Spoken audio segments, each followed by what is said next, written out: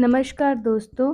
आज की कहानी है बड़े घर की बेटी, जो कि मुंशी प्रेमचंद जी के द्वारा लिखित है। कहानी इस प्रकार है। बेनी माधव सिंह गौरीपुर गांव के जमींदार और नंबरदार थे। उनके पितामह किसी समय बड़े धन धान्य संपन्न थे। गांव का पक्का तालाब और मंदिर, जिनकी अब मरम्मत भी मुश्किल थी, उन्हीं के कीर्ति स्तंभ थे। कहते हैं इस दरवाजे पर हाथी झूमता था। अब उसकी जगह एक बूढ़ी भैंस थी, जिसके शरीर में अस्थि पंजर के सिवा और कुछ शेष नहीं रहा था। पर दूध शायद बहुत देती थी, क्योंकि एक ना एक आदमी हंडी लिए उसके सिर पर सवार ही रहता था। बेनी माधव सिंह अपनी आधी से अधिक संपत्ति वकीलों को भेंट कर चुके थे। उनकी वर्तमान आय 1,000 रुपये वार्षिक से अधिक नहीं थी।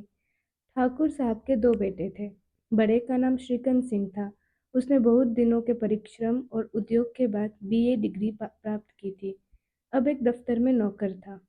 छोटा लड़का लाल बिहारी सिंह दोहरे बदन का सजीला जवान था।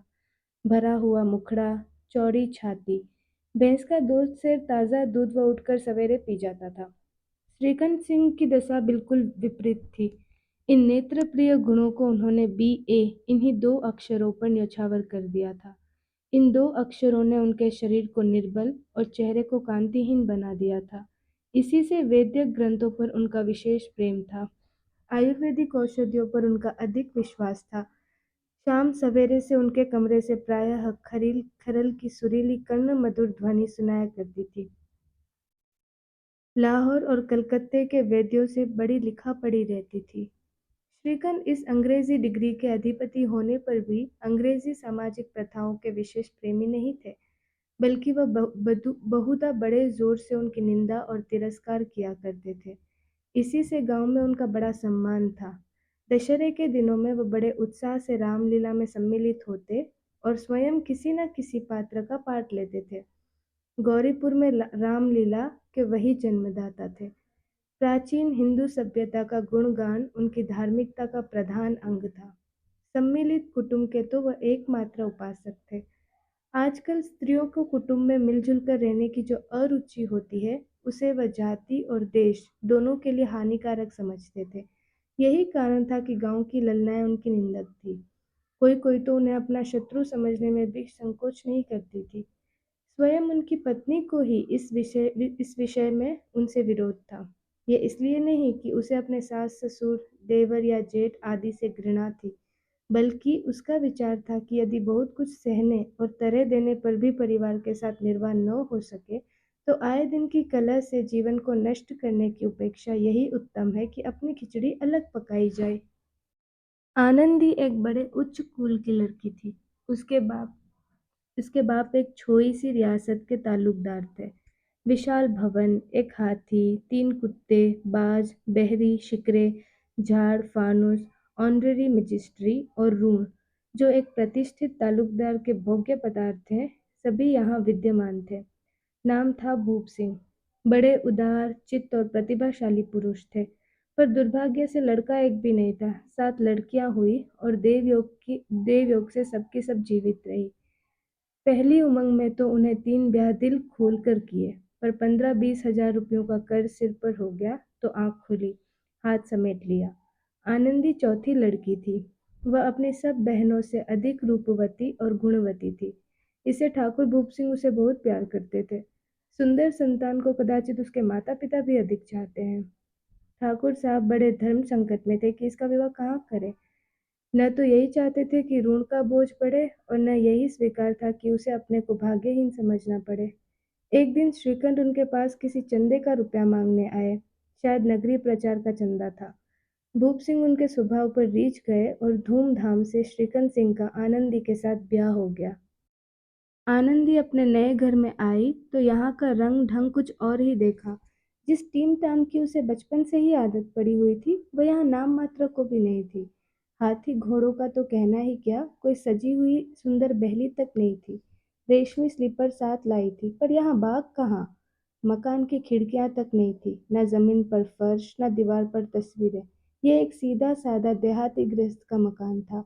किंतु आनंदी ने थोड़े ही दिनों में अपने को इस नई अवस्था के ऐसा अनुकूल बना लिया, मानो उसने विलास के समान कभी देखे ही नहीं थे। एक दिन दोपहर के समय लाल बिहारी सिंह दो चिड़िया लिए हुए आया और भावत से बोला, जल्दी से पका दो, मुझे भूख लगी है। आनंदी भोजन बनाकर उसकी राह देख रही थी। वह अब नया व्यंजन बनाने बैठी। हांडी में देखा तो घी पाव भर से अधिक नहीं था। बड़े घर की बेटी किफायत क्या जाने। उसने सब घी मांस में डाल दिया। लाल बिहारी खाने बैठा तो दाल में घी नहीं था। बोला, दाल में घी क्यों नहीं छोड़ा? आनंदी ने कहा, घी सब मांस में पड़ गया। लाल बिहारी जोर से बोला, अभी परसों घी आया है, इतना जल्दी उठ गया? आनंदी ने उत्तर दिया, आज तो कुल पाव भर रहा होगा। वह सब मैंने मांस में डाल दिया। जिस तरह सूखी लकड़ी जल्दी जल उठती है, उसी तरह से क्षुधा बावला मनुष्य जरा जरा सी बात पर तिनक जाता है। लाल बिहारी को भावच की यह ठिकाई बहुत बुरी मालूम हुई। तिनक कर बोला, मायके में तो चाहे घी की नदी बहती हो, स्त्री गालियां सह सकती है, मार भी सह लेती है, पर मायके की निंदा उनसे नहीं सही जाती। आनंदी मुंह फेर कर बोली, हाथी मरा भी तो 9 लाख का, वहां इतना घी नित्य नाय कहार खा जाते हैं। लाल बिहारी जल गया। थाली उठाकर पलट दी और बोला, जी चाहता है जीभ पकड़कर खींच लूं। आनंदी को क्रोध आ गया, मुंह लाल हो गया। बोली, वो होते तो आज इसका मजा चखाते। अब अनपढ़ उज्जर ठाकुर से नहीं रहा गया। उसकी स्त्री पर एक साधारण जमींदार की बेटी थी। जब जी चाहता उस पर हाथ साफ कर लिया करता था। खड़ा उठाकर आनंदी की ओर जोर से फेंकी और बोला, जिसके गुमान पर भूली हुई हो उसे भी देखूंगा और तुम्हें भी। आनंदी ने हाथ से खड़ाव रोकी। सिर बच गया पर उंगली में बड़ी चोट आई। क्रोध के मारे हवा से हिलते पत्ते की भांति कांपती हुई अपने कमरे में आकर खड़ी हो गई। स्त्री का बल और साहस, मान और मर्यादा पति तक है। उसे अपने पति के ही बल पर प्रभुत्व का घमंड होता है। आनंदी खून का घूंट पीकर रह गई। श्रीकंत सिंह शनिवार को घर आया करते थे। बृहस्पति को यह घटना हुई थी। 2 दिन तक आनंदी को भवन में रही, ना कुछ खाया ना पिया, उनकी बाट देखती रही। अंत में शनिवार को वह नियमानुकूल संध्या समय पर आए और बाहर बैठकर कुछ इधर उधर की बातें, कुछ देश काल संबंधी समाचार तथा कुछ नए मुकदमों की चर्चा करने लगे। ये वार्तालाप 10 बजे तक रात तक होता रहा। गांव के भद्र पुरुषों को इन बातों में ऐसा आनंद मिलता था कि खाने पीने की भी सुधि नहीं रहती थी। श्रीखंड को पिंड छुड़ाना मुश्किल हो जाता था। ये 2-3 घंटे आनंदी ने बड़े कष्ट से काटे। किसी तरह भोजन का समय आया, पंचायत उठी, एकांत हुआ तो लाल बिहारी ने कहा, भैया आप जरा भाभी को समझा दीजिएगा कि मुंह संभाल कर बातचीत किया करे, नहीं तो एक दिन अनर्थ हो जाएगा। बेनी माधव सिंह ने बेटी की ओर साक्षी दी। हाँ, बहू बेटियों का यह स्वभाव अच्छा नहीं कि मर्दों के मुंह लगे।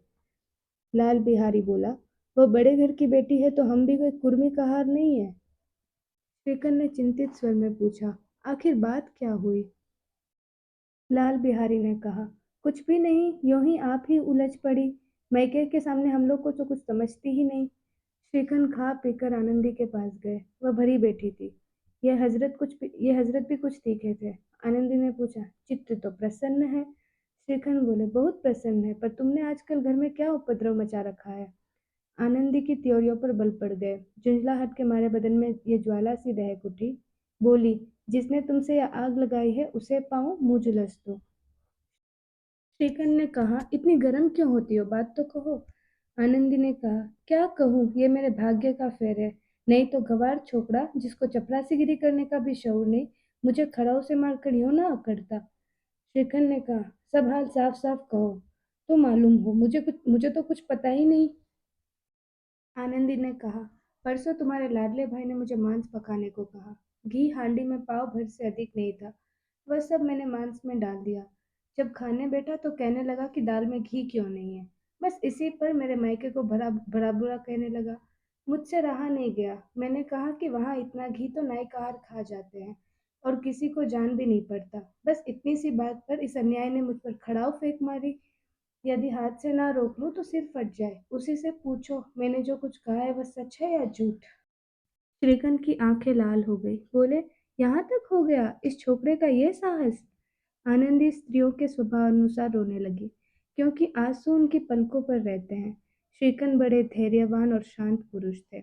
उन्हें कदाचित ही कभी क्रोध आता था। स्त्रियों के आंसू पुरुष की क्रोधाग्नि को भड़काने में तेल का काम करते हैं। रात भर करवटें बदलते रहे, उद्विग्नता के कारण पलक तक नहीं झपकी। प्रातःकाल अपने बाप के पास जाकर बोले, दादा, अब इस घर में मेरा निबाह नहीं होगा। इस तरह की विद्रोहपूर्ण बातें कहने पर शिखर ने कितनी ही बार अपने कई मित्रों को आड़े हाथों लिया था, परंतु दुर्भाग्य, आज उन्हें स्वयं ही वे बातें अपने मुंह से कहनी पड़ी। दूसरों को उपदेश देना भी कितना सहज है। बेनी माधव सिंह घबरा उठे और बोले, क्यों? श्रीकन ने कहा, इसलिए कि मुझे भी अपनी मान प्रतिष्ठा का कुछ विचार है। आपके घर में जब अन्याय और हठ का प्रकोप हो रहा है, जिनको बड़ों का आदर सम्मान करना चाहिए, वे उनके सिर चढ़ते हैं। मैं दूसरों का नौकर ठहरा, घर पर रहता नहीं। यहाँ मेरे पीछे स्त्रियों पर खड़ाऊ और जूतों की बौछारें होती हैं। कड़ी बात तक चिंता नहीं, कोई एक की दो कह ले, वहां तक मैं सह सकता हूँ, किंतु ये कदापि नहीं हो सकता कि मेरे ऊपर लात घूंसे पड़े और मैं दम न मारूं। बेनी माधव सिंह कुछ जवाब नहीं दे सके। श्रीकांत सदैव उनका आदर करते थे। उसके ऐसे तेवर देखकर बूढ़ा ठाकुर अवाक रह गया। केवल इतना ही बोला, बेटा, तुम बुद्धिमान होकर ऐसी बातें करते हो। स्त्रियां इस घर का नाश कर देती हैं। उनको बहुत सिर चढ़ाना अच्छा नहीं। टिकन ने कहा, इतना मैं जानता हूँ, आपके आशीर्वाद से ऐसा मूर्ख नहीं हूँ। आप स्वयं जानते हैं कि मेरे ही समझाने बुझाने से इसी गांव में कई घर संभल गए। पर जिस स्त्री की मान प्रतिष्ठा का ईश्वर ईश्वर के दरबार में उत्तरदाता हूँ, उसके प्रति ऐसा घोर अन्याय और पशुवत व्यवहार मुझे असह्य है। आप सच मानिए, मेरे लिए यही कुछ कम नहीं है कि लाल बिहारी को कुछ दंड नहीं देता। अब बेनी माधव सिंह भी घर में आए, ऐसी बातें और न सुन सके। बोले, लाल बिहारी तुम्हारा भाई है, उससे जब कभी भूल चूक हो उसके कान पकड़ो। लेकिन श्रीखंड बोला, लाल बिहारी को मैं अब अपना भाई नहीं समझता। बेनी माधव सिंह, स्त्री के पीछे? श्रीखंड, जी नहीं, उसकी क्रूरता और अविवेक के कारण। दोनों कुछ देर चुप रहे। ठाकुर साहब लड़के का क्रोध शांत करना चाहते थे, लेकिन ये नहीं स्वीकार करना चाहते थे कि लाल बिहारी ने कोई अनुचित काम किया है। इसी बीच में गांव के कई और सज्जन हुक्के चिलम के बहाने वहां आ बैठे। कई स्त्रियों ने भी जब ये सुना कि श्रीकंठ पत्नी के पीछे पिता से लड़ने को तैयार है, तो उन्हें बड़ा हर्ष हुआ। दोनों पक्षों की मधुर वाणियां सुनने के लिए उनकी आत्माएं तिल मिलाने लगी। गांव के कुछ ऐसे कुटिल मनुष्य भी थे जो इस कुल की नीतिपूर्ण गति पर मन ही मन जलते थे। वे कहा करते थे कि श्रीकंठ अपने बाप से दबता है, इसलिए वह दब्बू है। उसने विद्या पढ़ी, इसलिए वह किताबों का कीड़ा है। बेनी माधव सिंह उसकी सलाह के बिना कोई काम नहीं करते, वह उनकी मूर्खता है। इन महानुभावों की शुभकामनाएं आज पूरी होती दिखाई दी। कोई हुक्का पीने के बहाने और कोई लगान की रसीद दिखाने आकर बैठ गया। बेनी माधव सिंह पुराने आदमी थे, इन भावों को ताड़ गए। उन्होंने निश्चय किया कि चाहे कुछ ही क्यों ना हो, इन द्रोहियों को ताली बजाने का अवसर नहीं दूंगा। तुरंत कोमल शब्दों में बोले, बेटा, मैं तुमसे बाहर नहीं हूँ, तुम्हारा जो जी चाहे करो। अब तो लड़के से अपराध हो गया। इलाहाबाद का अनुभव रहित झल्लाया हुआ ग्रेजुएट इस बात को समझ नहीं सका। उसे डिबेटिंग क्लब में अपनी बात पर अड़ने की आदत थी। इन हथकंडों की उसे क्या खबर? बाप ने जिस मतलब से बात पलटी थी वह उसकी समझ में नहीं आया। बोला, लाल बिहारी के साथ अब इस घर में नहीं रुक सकता।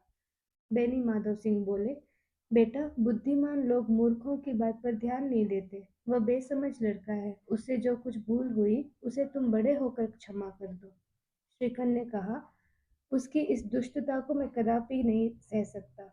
या तो ये वही ये घर में रहेगा या मैं ही। आपको यदि वह अधिक प्यारा है तो मुझे विदा कीजिए, मैं अपना भार आप संभाल लूंगा।